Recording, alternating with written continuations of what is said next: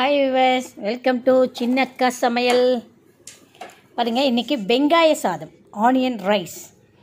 தேவையான அளவுக்கு வெங்காயம் வந்து விழுது அரைக்கிறதுக்கு கொஞ்சம் சேர்த்தாப்பில் எடுத்துக்கோங்க. ஒரு 2 வெங்காயமாக எடுத்து அது அரைஞ்சி மிக்ஸி ஜாரில் போட்டு, வெங்காயம் வந்து நம்ம மிக்சியில் இது பண்ணும்போதே பார்த்திங்கனாக்கா கொஞ்சம் பச்சை மிளகாய், கொஞ்சமாக வந்து புதினா, அந்த வாசத்துக்காக வேண்டி. வெங்காய வாசம் பச்சையாக இருக்கக்கூடாதுன்றதுனால கொஞ்சம் பச்சை மிளகாவும் வெங்காயம் புதினா போட்டு நல்லா மையை வந்து அரைச்சி எடுத்து வச்சுக்கிட்டோம். இப்போது அதை வானலியில் எண்ணெயை ஊற்றிட்டு, எண்ணெயில் வந்து அந்த அரைச்சி விழுது மிக்ஸி ஜாரில் போட்டு வெங்காயம் புதினா பச்சை மிளகாய் அரைச்சோம் இல்லையா, அந்த அரைச்சி விழுதை மட்டுமே நல்லா பச்சை வாசம் போகிற வரைக்கும் நல்லா வணக்கிடுவோம். நல்லா வணங்கட்டும். அதுக்கப்புறம் பார்த்திங்கனாக்கா நம்ம ஏற்கனவே சாதம் வந்து 2 பேருக்கு தேவையான அளவுக்கு சாதம் எடுத்து வச்சுருக்கேன். அது வந்து உதுத்து கொஞ்சம் லேசாக எண்ணெய் போட்டிருக்கேன், அதாவது ஆயில் அப்ளை பண்ணி வச்சுருக்கேன். காரணம் என்னென்னா, சாதம் வந்து ஒன்றோட ஒன்று ஒட்டக்கூடாதுன்றதுனால எடுத்து வச்சுருக்கேன். ஆயில் அப்ளை பண்ணிட்டா நமக்கு வந்து ஒன்றோட ஒன்று ஒட்டாது, குழையாது. எடுத்து வச்சுட்டேன். இங்கே பாருங்கள், நம்ம அரைச்சி விழுது வந்து நல்லா ட்ரை ஆகிடுச்சு. இதில் நமக்கு இதுக்கு சாதத்துக்கு தேவையான அளவுக்கு உப்பு நம்ம இதுலேயே போட்டுடலாம். போட்டு நல்லா இப்போது மேலே கீழே கிளறி விட்டு நல்லா அருமையாக வணக்கி எடுத்து வச்சு அப்படியே மூடி எடுத்து வச்சுருவோம். மூடி எடுத்து வச்சுட்டு இதுக்கு ஒரு தாளிப்பு ரெடி பண்ணணும். இதுக்கு அந்த தாளிப்பு பார்த்திங்கனாக்கா என்னென்ன தேவையோ அந்த தாளிப்பு போட்டு அருமையாக இப்போ வந்து நமக்கு வெங்காய சாதம் வெறுமனே ரெடி ஆகிடுச்சு. இந்த வெறுமனே ரெடியாக இருக்கிற வெங்காய சாதத்துக்கு தாளிப்புக்களை நம்ம இப்போ ரெடி பண்ணிக்கலாம்.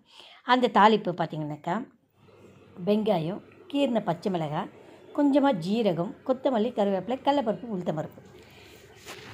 வழக்கமாக எண்ணெய் காஞ்சது, கடுகு போட்டோம். கடுகு போட்டதுமே பார்த்திங்கனாக்கா கடலைப்பருப்பு, உளுத்தம்பருப்பு போட்டுடுறோம்.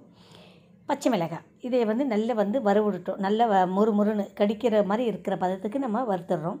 வறுத்து முடிச்சதுமே வெங்காயம் போட்டுடலாம். வெங்காயம் போட்டு நல்ல வெங்காயம் வந்து நீல வாக்கில் தான் வெட்டி போடலாம். வெங்காயம், ஜீரகம், கருவேப்பிலை இதையெல்லாம் போட்டு நல்லா வணக்கிட்டு இதுக்கு தேவையான அளவுக்கு, அதாவது வெங்காயத்துக்கு தேவையான அளவுக்கு கொஞ்சம் சால்ட் இதிலையே நம்ம போட்டுக்கலாம். போட்டால் இன்னும் கொஞ்சம் டேஸ்ட்டாக இருக்கும் இல்லையா, வெறுமனே வெங்காயமாக இல்லாமல். ஓகே, இப்போ நல்லா போட்டு நம்ம வணக்கிறோம். இது வணங்கின்னு இருக்கும்போது கொத்தமல்லியும் புதினாவும் எடுத்து வச்சுட்டுருக்கேன். க்ளீன் பண்ணி வாஷ் பண்ணி எடுத்து வச்சுட்டுருக்கேன். இது நறுக்கியும் வச்சுட்டுருக்கேன். இதில் வெங்காயம் வதங்கினதுக்கப்புறமா எடுத்து வச்சுருக்கிற புதினாவையும் கொத்தமல்லியும் போட்டு லேசாக அந்த பச்சை வாசம் போகிற வரைக்கும் நல்லா வணங்குறோம். அந்த இலை அப்படியே சுருளும், எண்ணெயில் அப்படி சுருளும் போது நம்ம என்ன பண்ணுறோம், அப்படியே எடுத்து ஏற்கனவே ரெடி பண்ணி எடுத்து வச்சுருக்கிற வெறுமனே வணக்கி எடுத்து வச்சுருக்கிற வெங்காய சாதத்தில் கொட்டி இது அப்படியே கலரும்போது அவ்வளவு அருமையான ஒரு டேஸ்ட்டாகவும் சூப்பரான ஒரு வெங்காய சாதம் தயாராகிடுங்க. பாருங்கள், இப்போ அந்த மசாலாவை கொட்டி நல்லா மேலே கீழே கிளறிடுங்க. டேஸ்ட்டுக்கு சால்ட்டு மறுபடியும் ஒரு முறை டேஸ்ட்டு பார்த்துக்கோங்க. சூப்பராக இருக்கும். குழந்தைங்க விரும்பி சாப்பிடுவாங்க. அந்த வாசம் நல்ல கமகமன்னு, நம்ம அரைச்ச வெங்காயத்தை வந்து நல்ல எண்ணெயிலே வணக்கிடுறோம் இல்லையா ட்ரையாக, அப்போ அந்த பச்சை வெங்காய வாசம் வரதில்லை. கூடவே வந்து நம்ம புதினா கொஞ்சம் சேர்த்து அரைச்சிடுறதுனால அந்த வாசம், அந்த வெங்காயத்தோட வாசம் இல்லாமல் சூப்பரான டேஸ்ட்டில் அருமையான ரெசிபியாக இருக்குது. நீங்களும் செய்து சாப்பிட்டு பாருங்கள். ஓகே, உங்களுக்கு உங்களுடைய கருத்துக்களை கமெண்டில் பதிவிடுங்க. ஒரு லைக் கொடுங்க.